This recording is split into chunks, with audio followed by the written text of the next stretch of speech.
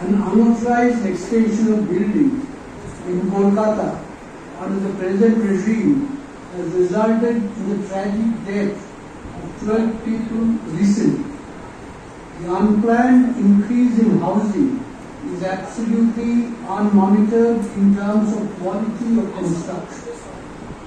As construction of a building takes considerable time, it is evident that all those involved in monitoring such activities are well aware of the illegal unauthorized construction. Huge sums of money exchange hands, and ultimately people searching for accommodation put their hard-earned money to receive deadly and poor quality accommodation.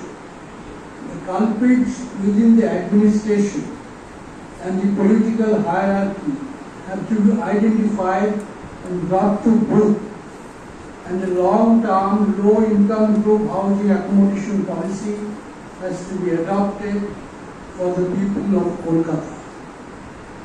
এইটা হচ্ছে আজকের যে সাংবাদিক সম্মেলন তার প্রধান কথা। কিন্তু আপনারা জানেন কিছুদিন আগে এই মার্চ মাসেরই বোধহয় 17 তারিখ মাঝরাতে গার্ডেন ব্রিজ অঞ্চলে কলকাতার দক্ষিণ কলকাতা বলে যেটা পরিচিত অঞ্চলে ঘন বসতি এরিয়া জায়গায় একটি বিরাট ছতলা বাড়ি হুড়মুড় করে ভেঙে পড়ল এবং তার তলায় চাপা পড়ে অনেকে জীবন হারালো। 12 জন এখন আমরা জানি, আর এর বেশি হতে পারে। কিছু লোক খুব গুরুতরভাবে আহত হয়েছে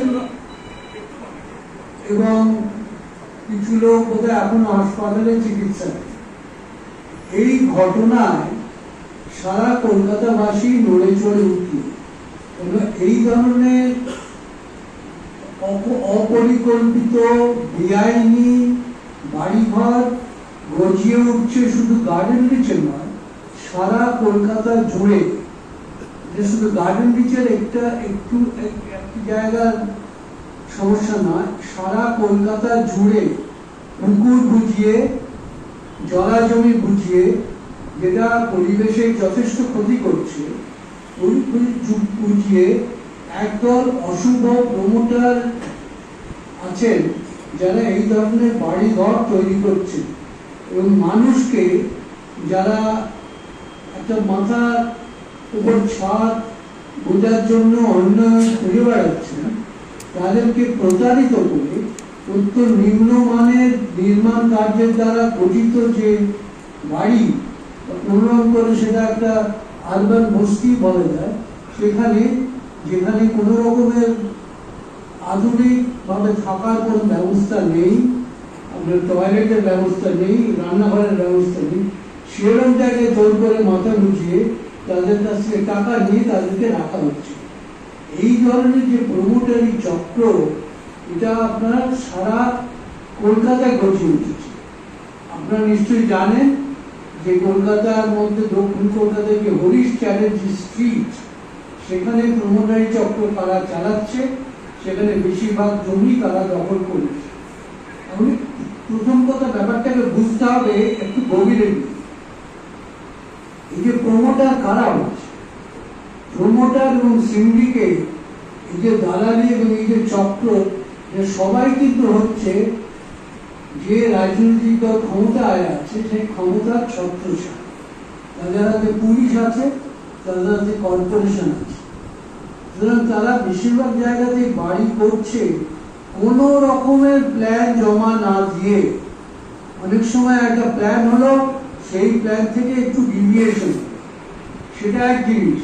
কিন্তু এইসব যে বেশিরভাগ ক্ষেত্রে বাড়ি যে তৈরি হচ্ছে, কোনো নকশা জমা না দিয়ে, কর্পোরেশনকে কাছে না গিয়ে, প্রমোটারি চক্র তারা এইভাবে প্ল্যান ছাড়া কলকাতা শহরে প্রচুর বাড়ি তৈরি হচ্ছে। এটা খুব বেশি হচ্ছে এই গার্ডেন ব্রিজ, মেটেপুর, আমি যে অঞ্চলে থাকি খিদিরপুর, সে অঞ্চলে প্রচুর হচ্ছে। এই অঞ্চল থেকে কিন্তু আমাদের রাজ্যের যে আইনসভা অ্যাসেম্বলিতে প্রতিনিধিত্ব করেন আমাদের কলকাতার মেয়র ফিরহাদ হাকিম মহাশয়।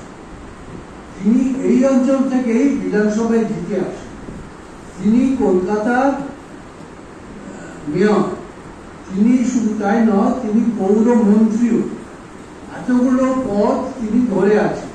কিন্তু যখন এই ধরনের ঘটনা ঘটলো, তিনি প্রথম কথা ঘটনাস্থলে গিয়ে প্রথমেই বললেন বামফ্রন্ট আমলের থেকে এটা চলছে। বামফ্রন্ট আমল তো 13-14 বছর আগে শেষ হয়ে গেছে। আর এটা তো নির্মীয়মান একটা গৃহ বাড়ি তৈরি হচ্ছে 1 বছর 1.5 বছর।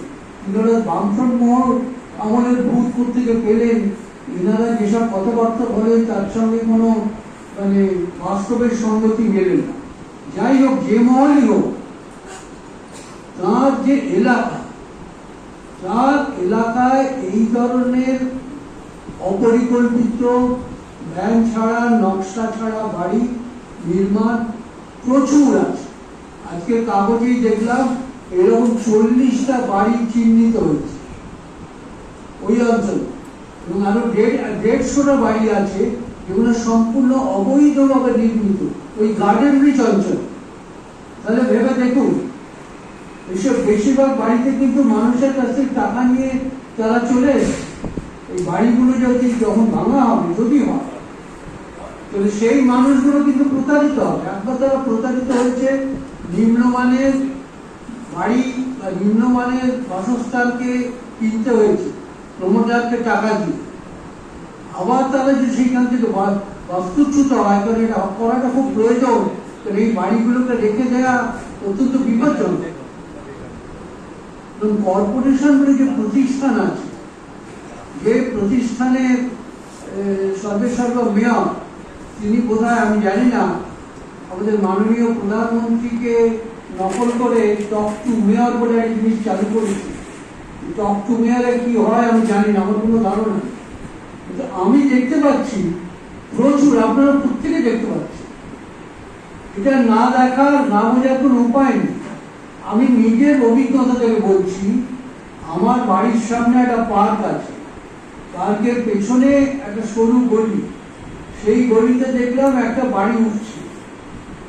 গলিতে কি করে 5 তলা বাড়ি ওঠে আমি জানি না, কোন আইন বলে, কোন মিউনিসিপাল আইন এটা হয়, হওয়া সম্ভব না। তবে আমি হঠাৎ, আমরা সবাই দেখলাম একদিন এসে কর্পোরেশনের লোক, পুলিশের লোক মিলে 4 তলার যে ছাদ সেটা ভেঙে দিয়ে গেল। আমরা ভাবলাম বোধহয় কোনো কর্পোরেশন থেকে কোনো স্টেপ নিয়েছে। তার 1 মাস বাদে দেখলাম সেটা যেটা ভেঙে দিছিল সেটা মেরামত করে তার উপর আরো 2 তলা উঠে গেছে। যদি আপনারা আসেন, আমি সামনে আমাদের দেখিয়ে দিতে,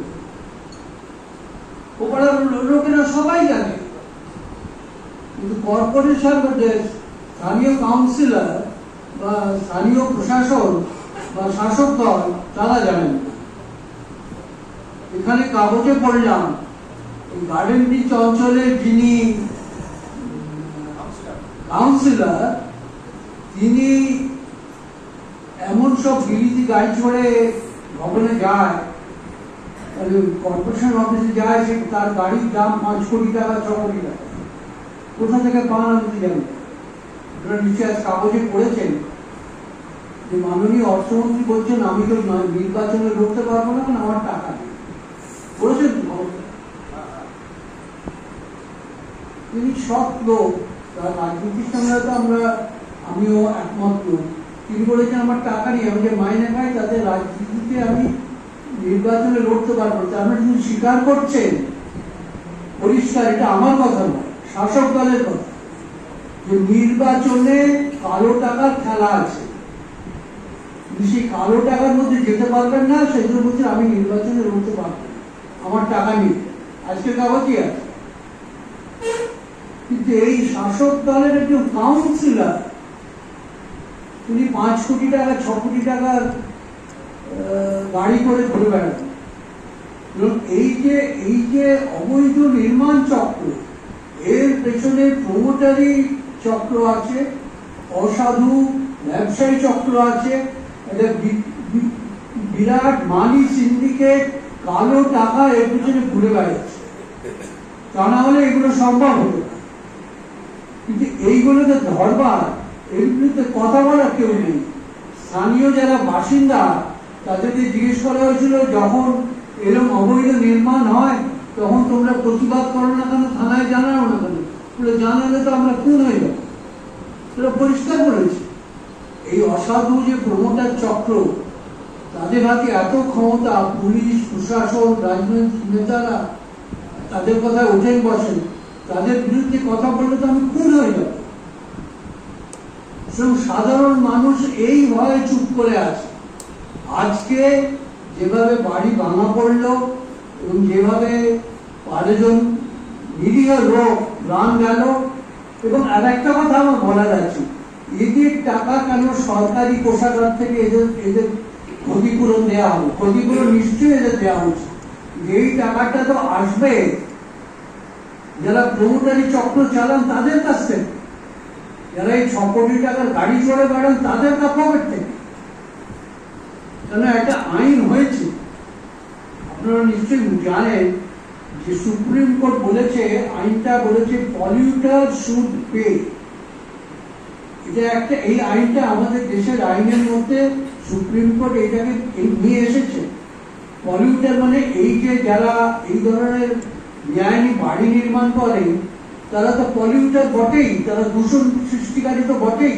কারণ বাড়ি যদি আজকে তো ভেঙে নাও পড়ে, আমি ধরলাম বাড়ি ভেঙে পড়লো না, তা সত্ত্বেও তো এরা দূষণ সৃষ্টিকারী। কারণ আমাদের যে অপরিকল্পিত ভাবে যে বাড়ি তৈরি হচ্ছে, গলির মধ্যে 6তলা বাড়ি গজিয়ে উঠছে ব্যাঙের চাঁদার মতো, তার ফলে আমাদের যে পয় প্রণালী, আমাদের যে পানীয় জলের যে ব্যবস্থা, আলো বাতাসের যে ব্যবস্থা, এবং সমস্ত জিনিস তো বিকৃত হচ্ছে। কেন শহরটা তো একটা পরিকল্পনা করে তৈরি হয়েছিল। এবং এখানে যদি 10তলা বাড়ি তুলে দিই, এর সামনে সবুজটা তো নষ্ট হবে, সমস্ত যে পুকুর বুঝিয়ে দিচ্ছে, সমস্ত ওয়েটল্যান্ড, এর ফলে আমাদেরকে আবহাওয়া, পরিবেশবিদরা তো বলছেন বারবার নষ্ট হচ্ছে। এরা তো পলিউট করছে, বাড়ি ভেঙে নাও পড়ে। এই যে অবৈধ গৃহ নির্মাণ, এগুলো তো দূষণ সৃষ্টির মূল কথা।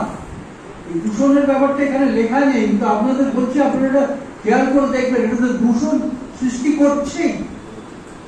এবং যারা দূষণকারী, সুপ্রিম কোর্ট বলেছে যে দূষণ হওয়ার ফলে যে ক্ষতি হবে সেটা পেমেন্ট তারা করবে। পলিউটার শুড পে, এটা সুপ্রিম কোর্টের আইন। আমি অত্যন্ত দায়িত্ব নিয়ে বলছি, এইখানে যে যারা মারা গেলেন 12 জন, তাদের 5 লাখ টাকা করে দেওয়া হচ্ছে। 5 লাখ টাকা কিছুই নয় এটা জীবনে। যারা আহত হয়েছে তাদের 1 লাখ টাকা দেওয়া হচ্ছে, কিন্তু তাদের মানে তার চিকিৎসার খরচা দেওয়া হচ্ছে। এই টাকাগুলো তো পলিউশন, যে প্রমোটার তাদের কাছ থেকে আসবে। এটা সরকারি টাকা কেন যাচ্ছে? আমার আপনার ট্যাক্স দেওয়া টাকা কেন যাবে সেখানে? আমরা এই দাবিও করছি যে যারা এই অঞ্চল পলিউট করছে তাদের কাছ থেকে নেওয়া উচিত। এটা দেশের আইন, আমি নতুন কিছু বলছি। এবং এখানে এই ধরনের যে নির্মাণ